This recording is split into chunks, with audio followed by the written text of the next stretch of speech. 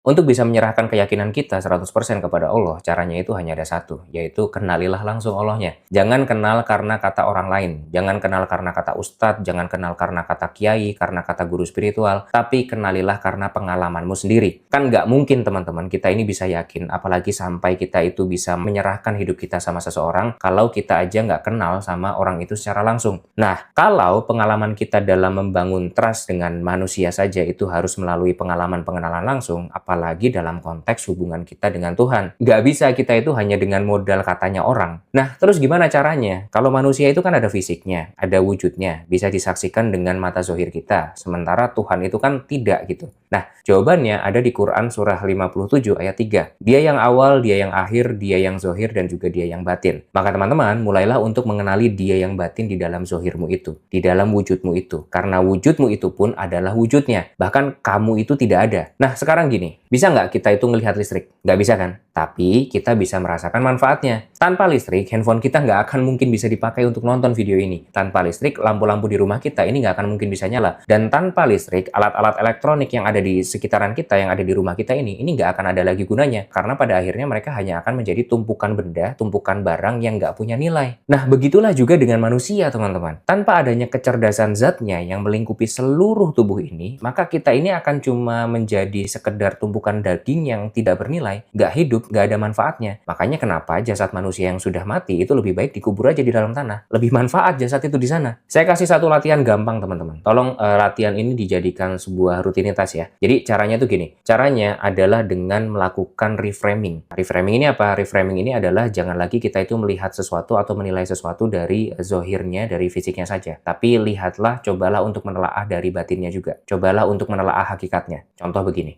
Kalau kita lagi ngobrol sama orang lain, apakah orang itu kemudian nanti pada akhirnya akan bikin kita marah, akan bikin kita bahagia, atau akan bikin kita sedih? Jangan lagi fokus ke omongan orangnya. Dan juga jangan lagi fokus ke perasaan yang muncul karena omongan orang itu. Karena semua itu sifatnya masih ada di kulit, masih di permukaan semua itu. Nah, yang perlu kita lakukan adalah kita masuk lebih dalam lagi. Pandanglah dia, pandanglah orang yang lagi ngobrol di hadapan kita itu sebagai utusan Tuhan. Dan kemudian refleksikan, apa yang kira-kira Tuhan ingin sampaikan kepada kita lewat lisan orang itu. Ya, jadi ini dilatih, ini dibiasakan.